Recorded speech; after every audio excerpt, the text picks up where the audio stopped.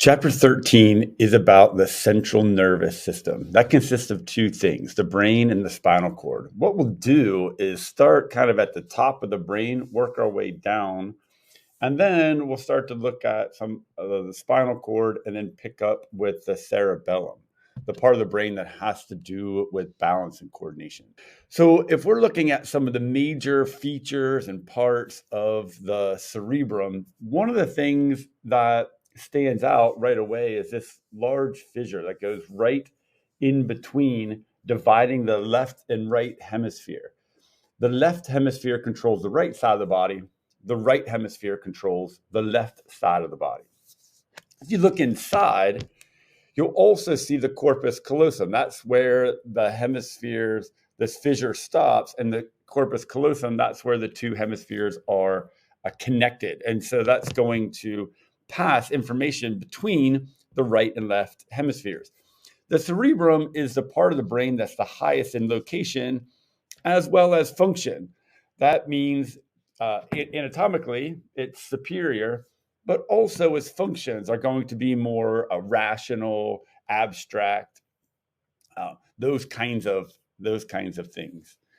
In the lower part of the cerebrum, you have several different parts of the brain that are involved in something called the limbic system. Now, the limbic system is associated a lot with memory, behavior, and also emotion. So there are several parts of the brain, like your hippocampus and amygdala, that are all tied into the limbic system. We'll get to that shortly. There's a few other major features. One are the ridges that poke up. All right, so that's called a gyrus, where it pokes up, like folds up, and then where it dives down, that's called a sulcus. So the cerebrum looks like a walnut in the sense that it has these peaks and valleys, or ridges and valleys in it. Here's a picture that's showing the longitudinal fissure, the left and right hemispheres. The left hemisphere controls the right side of the body. The cerebrum consists of a cortex and medulla. The cortex is the outer part, and you're going to notice this is a common theme in anatomy. A cortex is the outer part, like adrenal cortex is the outer part, adrenal medulla is the inner part. So this is going to be a reoccurring feature, cortex on the outside, medulla on the inside. And we're going to focus a lot on the cortex, especially here. But notice that the medulla is myelinated, so it looks white as opposed to the outside, which looks more gray. So here's the parts of the limbic system, the hypothalamus and thalamus, the amygdala and hippocampus. Notice, though, that the olfactory bulb is wired into the limbic system. That is that your sense of smell can trigger memory. So there's a deep connection between smells and even emotions. So colognes and perfumes a lot of times elicit emotional responses because they're wired into the limbic system. These folds, the sulcus or fissures, divide the brain into some major lobes. So like the frontal lobe here, the occipital lobe in the back, the temporal lobe here, and the parietal lobe and the top. Hopefully you recognize that has a lot to do with the parts of the skull and some other anatomical features like frontal, occipital, temporal, parietal. Those match those skull parts. You'll perhaps remember that the occipital part of the brain has a lot to do with your eyes. So we sometimes say eyes in the back of your head, but this is where a lot of the vision is going to be interpreted. Whereas in the temporal part, that's going to be a lot where the hearing is going to be interpreted. In this fold between the parietal lobe and the frontal lobe, you've got this major division here. But these outer parts are going to have to do with motor control as well as a sensation. So your cerebrum is your thinking part. It's the conscious part of your brain. It's the largest part of the brain, and it's the most superior part of the brain. You can see in this diagram some of those lobes, but the feature here is the somatosensory cortex. That's the outer layer. The primary motor cortex, that's the outer layer, and the premotor cortex, that's the outer layer, these kind of bands. Somatosensory will have to do with your senses. So you have parts of your brain dedicated to interpreting senses. Like, how does that feel? and what parts of your body uh, are the most sensitive. For example, your lips are more sensitive than your elbow. Your motor cortex has to do with motor control. So, for example, your hands have a lot of motor control, but again, your elbow doesn't. Here's some of the sensory areas. Notice that the auditory cortex is right here by the temporal lobe. Olfactory has to do with your nose, visual in the back of your brain, the occipital lobe, gustatory with taste, and somatosensory with touch. The primary somatosensory cortex has to do with touch sensations. In this diagram, you'll see, if you look at the blue one, that some areas of your body are super sensitive, and a large part of the somatosensory cortex is dedicated to interpreting those senses. So your lips are super sensitive. The primary motor cortex, which is just anterior to it, has to do with motor control. So some of the parts of your body have more motor control, like your facial expressions, way more control than, let's say, shoulder movements. You sense things, and your brain is interpreting those senses on that somatosensory cortex. But what do you think about what you sense? Or perhaps you hear things, or you smell things, or you taste things, or you see things. That's an association area. So association areas have to do with what do you think about what you sense. Is that sound music, or is that sound terrible? That's your association areas. Just anterior to the primary somatosensory area is the primary motor area. And then the premotor cortex is more anterior still. These have to do with planned movements, but for example, tying your shoes. You tie your shoes and then you remember how to tie your shoes. You don't have to think through the steps anymore. Or you play an instrument and you remember how to play. You don't have to think through those steps anymore. That's the primary motor cortex. The premotor cortex also has a lot to do with this thinking of a movement. You're thinking about what you're doing. The frontal eye field is controlling your eyes. So scanning, when you're scanning with your eyes, looking for a book or looking for your car, for example. The Broca's area is responsible for speech, like how do you move the muscles around your mouth and tongue and larynx to get the sounds that you want. And the prefrontal lobe, all the way in the front, has a lot to do with personality and rational thought, including like short-term memory and consciousness. So the primary motor area, voluntary movement, things that you think about in speech.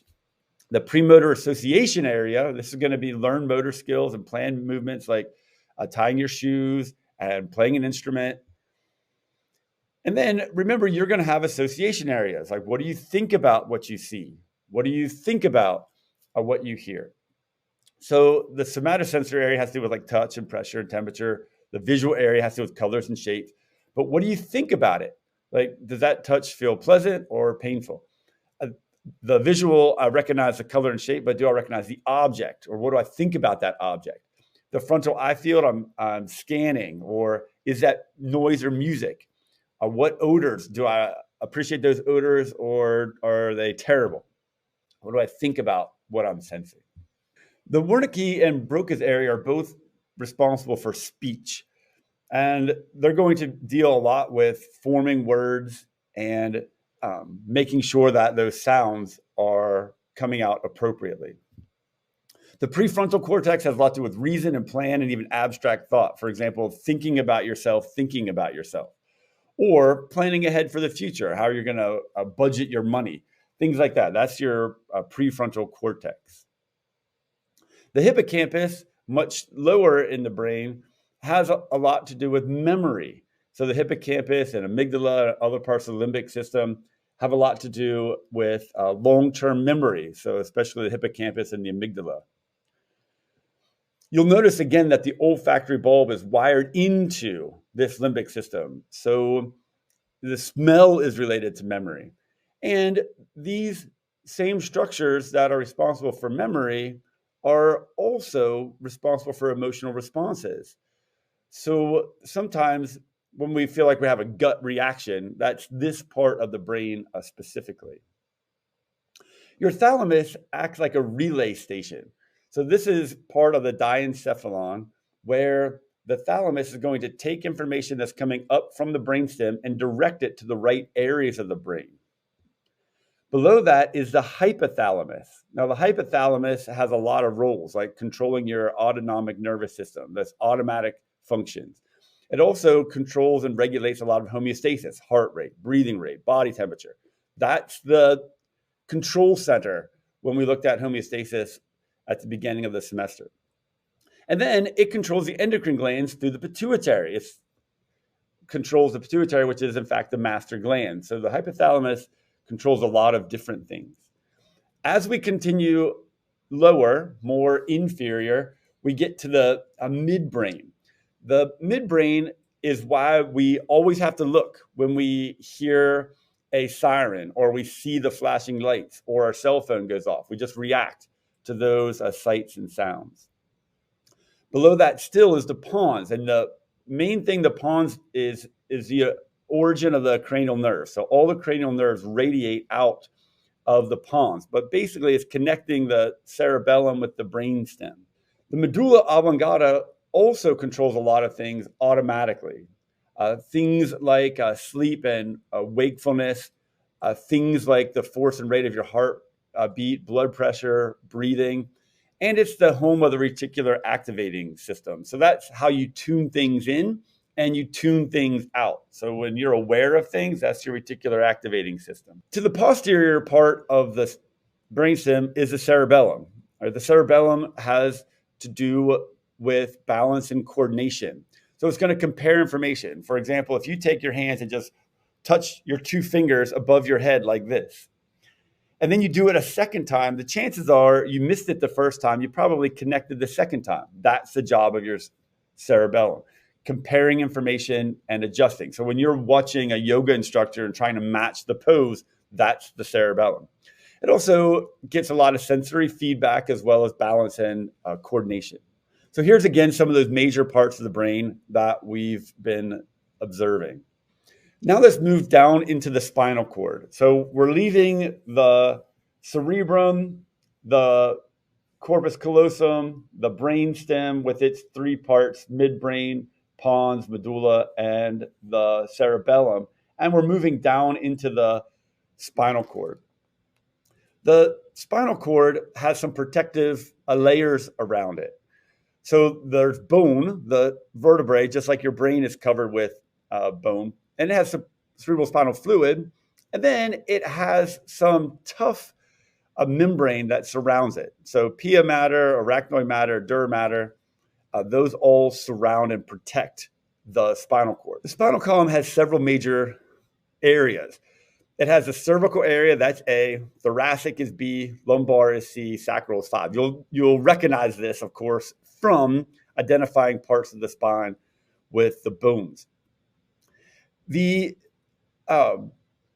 in between each of these vertebral layers is a branch of nerves. So in the cervical area, there's 8 branching nerves. In thoracic, there's 12. In the lumbar and sacral areas, there's 5 respectively. A nerve is just going to be a bundle of axons. So remember that a nerve cell consists of dendrites, a cell body, and axons. Those axons can be bundled together, covered with some connective tissue, and that's a nerve. So we have nerves like the brachial nerve and radial nerve and sciatic nerve. That's all of these bundled together. Stemming from the pons mostly, but from a few other places, are the cranial nerves. So the cranial nerves are taking things like information from your nose, olfactory, to your brain, or optic from your eyes to your brain, or ocular motor, which controls like your eye movement.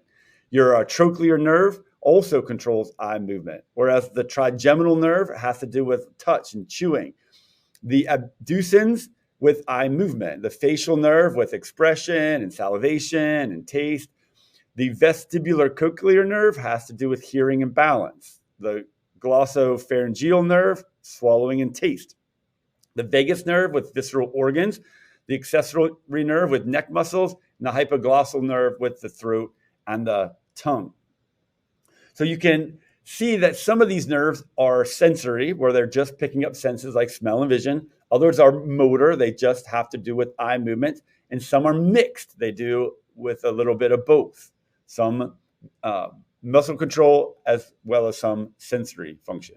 Nerves are sometimes kind of clumped or grouped together. Like a ganglia or ganglion is a knot-like configuration of nerves. A plexus is more of a web-like or network orientation of nerves. And so these nerves form like ganglia or plexus, like depending on where they are and where they're going. The cervical plexus controls things like your ear, your neck muscles, and even your breathing. So an injury to your neck might not sever the spinal cord, so you might still have control of your arms and legs, but it might damage things like your ear ability to take in a sensation, or your breathing, or some of the sensations around your neck and shoulders. The brachial plexus controls, of course, your arm and shoulder, as well as sensing things like your skin and your touch, is carrying that information to your brain. So one way to remember the brachial plexus is this acronym ARM-U, because it deals with your arm. So that's the axillary nerve, that's the A, R for radial nerve, M for medial nerve, and U for ulnar nerve. So ARM-U, it's all the nerves going down your arm. In your lower back, you have the lumbar plexus, which controls your femoral region, so the sensation as well as the motor control. And then the sacral plexus, so that's the sciatic nerve, which controls your hip and your leg. So some people complain about sciatica, where it kind of pinches and it hurts that area. That wraps it up for this chapter. We'll continue with some more things about nerves in the next video.